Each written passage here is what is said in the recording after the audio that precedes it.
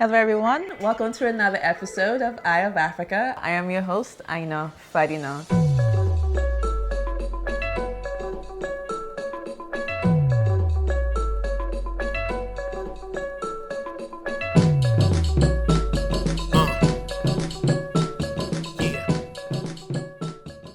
You saw an opportunity, almost 15 years ago or something, roughly? Yeah. Was that due to sort of the business school training? Definitely. The business school overall had a huge impact on my life. Literally, I met my husband when I was a student. I got married on campus. Oh, nice. Yes, after I graduated and my husband was a student, I got pregnant with my first child, had him, lived on campus with my kid. So the business school not only personally influenced who I am today, but professionally when my husband and I did decide to start the company, because we were living on campus, it was very easy to connect with his professors, my former professors, and especially at business school campuses, I've not met a single graduate student who will say no to trying a glass of wine, giving their opinion on what that wine means to them. Right. So there were a confluence of situations on campus that made starting the business very helpful. And there are two professors in particular when I was a student inspired me to give entrepreneurship some thought. And their lessons, the cases that I read and studied, influenced my decision to go at it and have the guts to go after entrepreneurship. I will tell you, however, that as it pertains to the practical stuff that it takes to start a business from scratch, P&G, Procter Gamble, helped me to ask the right questions, take the right steps beforehand. And I took literally 2 years before we launched, 2 years of investing and working, and we probably put in about $80,000 before we began to even sell a bottle of wine to get us to that point. Literally, it was the P&G training that helped me feel confident enough to go for it.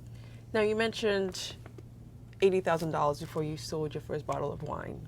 Was it self-funded initially? And then how did you raise capital, and how do you create value to investors? We purposely bootstrapped the first 6 to 7 years of the company before we brought any outside investors. Okay. And the investment that we did bring from the outside is from a very, very small, close group of angels. And I mean that in the most literal sense. Right.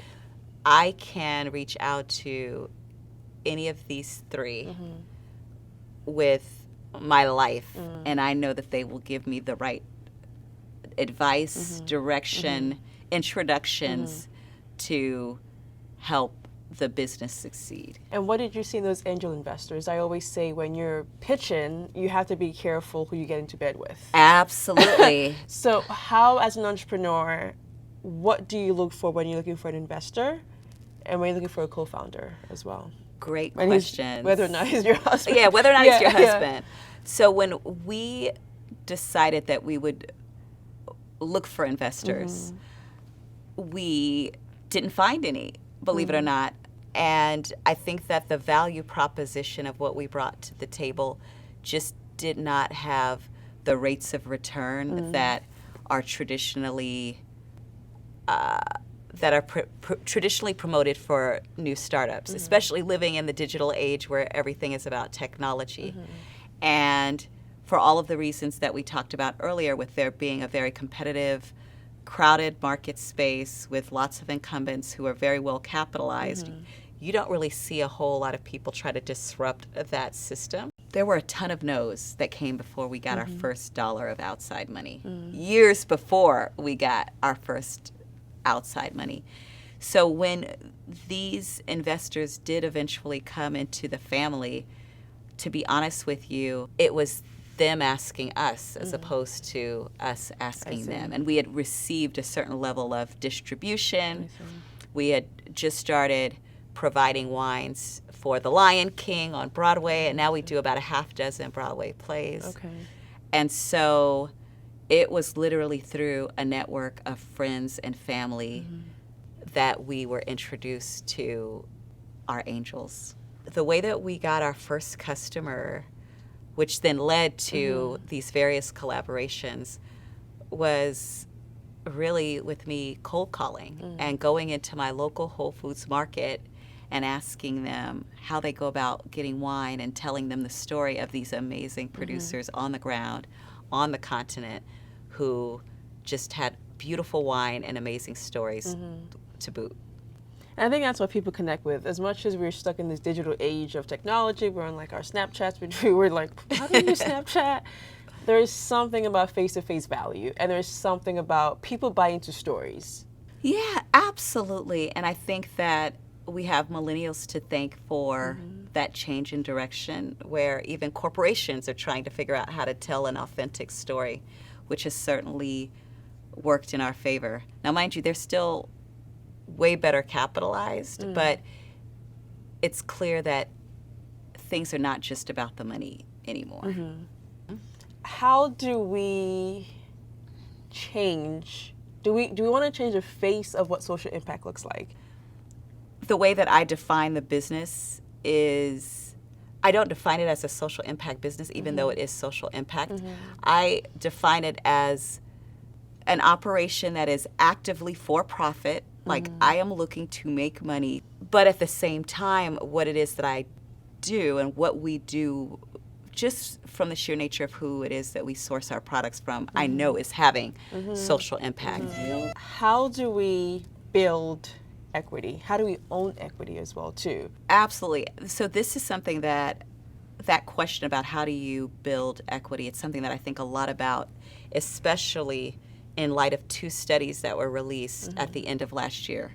One that was done by the Wall Street Journal and another that was done by Credit Suisse versus Boston and Brandeis University. And basically both studies concluded the same really startling facts, which are that in the United States, for an African American to achieve economic parity with the average white American, not the wealthiest, just the average, it will require 226 more years of status quo before we see parity. 226 years. In as much as I'm alive, I am trying to chop that number into more than half. And alongside that report was another report that evaluated the wealth-driving decisions of the top 5% of African Americans, wealth-wise, in this country versus the top 5% of white Americans. And it looked at their investment patterns, where their assets were placed, how they looked at the world. And the most informative insight that came from that study was that people of African descent in the United States absolutely positively do not invest in other businesses. We tend to invest in real estate because it's what we were taught. And so in order for us to achieve success financially and to close the wealth gap, we really have to invest in ourselves. But literally, we've got to invest in our business entities and operations and have more angels like the ones that we've had who have the means to be able to pay it forward. And have they been African American, your angels, or it's Two a of the combination? three. Oh, nice. Yeah. Oh, that's awesome. So you work with your husband. Yes. He's one of your co-founders. So we're going to talk about co-founders generally speaking. What do you look for in a co-founder? The most advantageous thing that could happen when searching for a co-founder is finding someone who has complementary skill sets.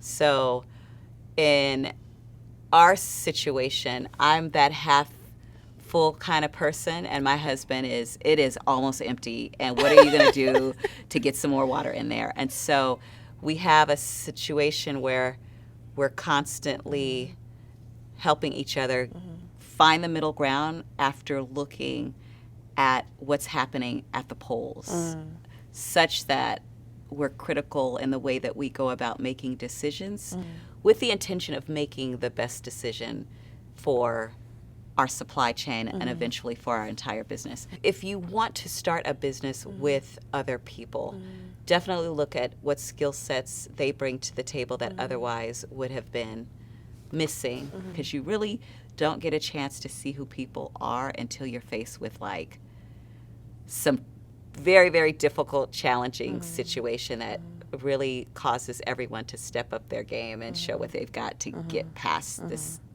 the trouble. And how do you pivot? Like, when you have an idea, you have a plan, at what point do you pivot? This is not quite working, let me take a step back. I have a handful of advisors who my husband and I have known for over a decade, that depending on what the business issue is, whether it's operations or marketing or if it relates to logistics, we will reach out to these individuals for a little bit more expertise on how to think through problem resolution. But very rarely, if at all, do I make decisions in a bubble. As a woman that's, I would call successful. Success is relative, as everyone, that's one thing everyone always says. How do you motivate other young women, especially women of color? Oh, wow. So I don't know if it's just luck or the path that I've been chosen to follow, but I find myself being more inspired by women of all ages that surround me.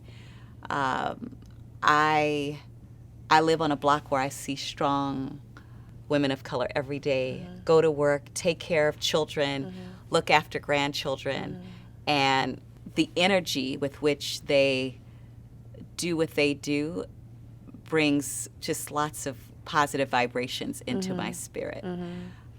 Now, with that being said, there are also there are groups of women that are younger than me that aspire to do a variety of things, whether it's corporate America, whether it's becoming an entrepreneur, whether it's becoming a wife and a mother, that I talk to all the time and share my journeys, primarily to share my mistakes so that they have a sense of what not to do, so that hopefully, they can get there faster. Right. That's really my mindset, is how do I see us achieve quicker, better, and close that 226-year gap that I refuse, as long as I live, I refuse to accept.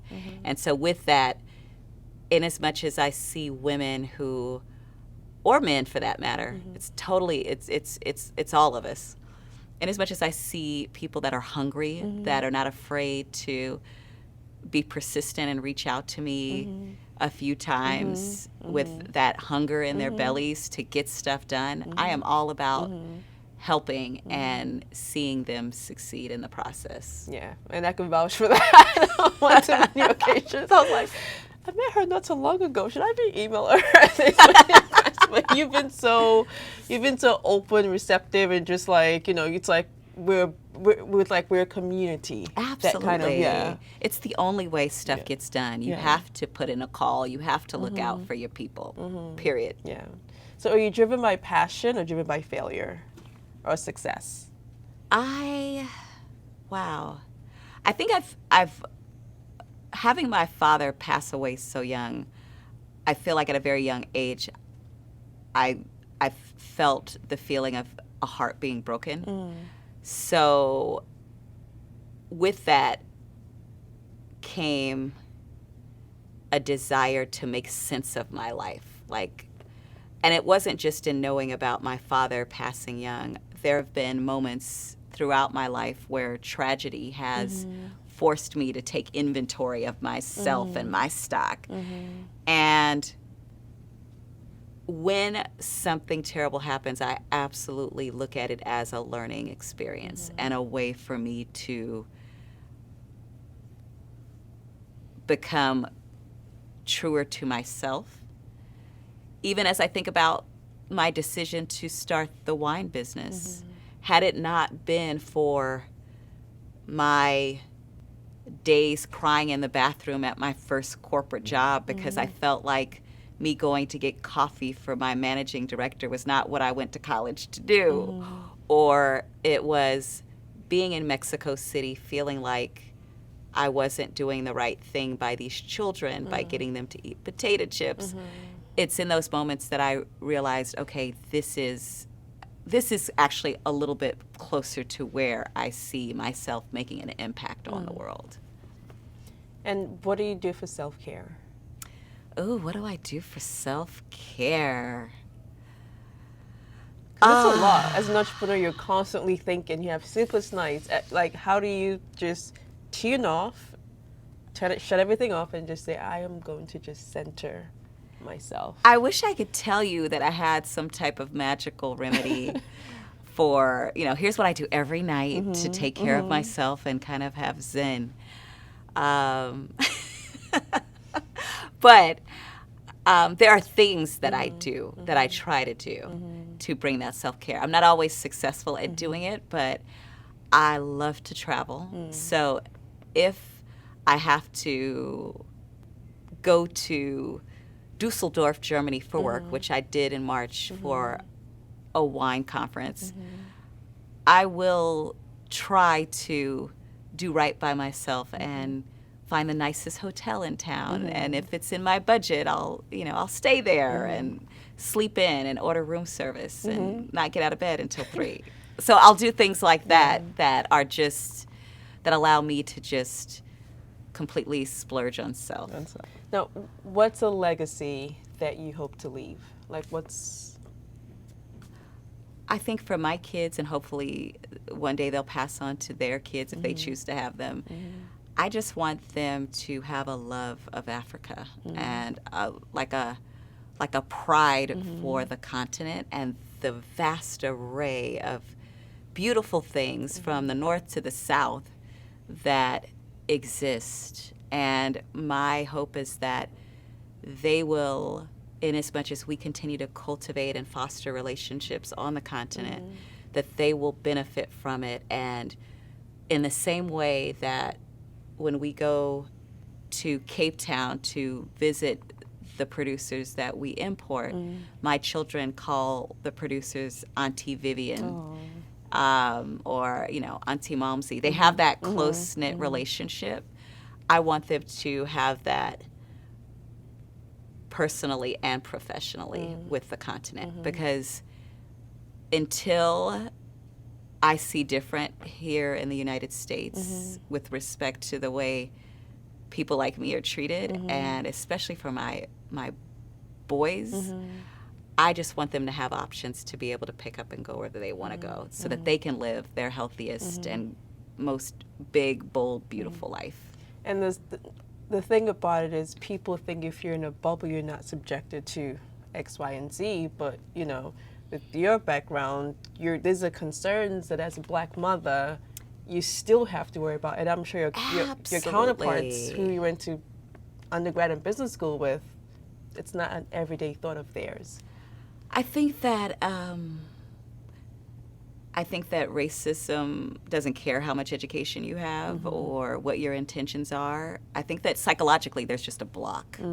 It's a block that has been cultivated and developed over centuries. And so until I see leadership, not just on the federal level, but at all levels, municipal levels, where it appears that people really care about addressing it versus it being a Black Lives Matter versus a Blue Lives Matter situation. Or an All Lives Matter, or people being intimidated by the notion of Black lives even mattering. Like, until we can figure out how to be comfortable within ourselves that all people deserve respect, humanity, and dignity, then I just can't afford to wait for my children or my community to be last or at the bottom anymore. Like, I'm over it. And as we close off, if you had one word for someone that's just words in general, that's going through challenges or that's just maybe just questioning their decisions in entrepreneurship or just anything in life, like what's the one thing that you would sort of put into the universe for whoever it is that needs to hear whatever they need to hear to push forward? I would say to them, and this may sound a little bit cliche, but be strong. We need you. We need people that are willing to not just go along with status quo, who have great ideas and have the fortitude to see those ideas come to fruition, no matter how many times people tell you the idea is stupid or not of the same value that you think it is, or the idea is too small. Because whether you look at the Mandelas of the world or the Gandhis, the Martin Luther King Jr.'s of the world, the leaders who really had high impact, they faced challenge and adversity the entire time. Sometimes even not seeing that recognition until they've gone on to the next life. And that notion of maybe not being able to be recognized for your hard work is something that you just have to get used to. It may happen, it may not, but who cares? In as much as you are creating jobs, you are creating opportunities, you're creating examples that help to inspire the next generation to believe that anything is possible and that they can go forth in the world unafraid. Wow, that's powerful. Thank you. Thank you. Thank you so much for joining us on this episode of Eye of Africa. Thank you so much to Selena Cuffe. And until the next one, take care. I am Aina Fadina.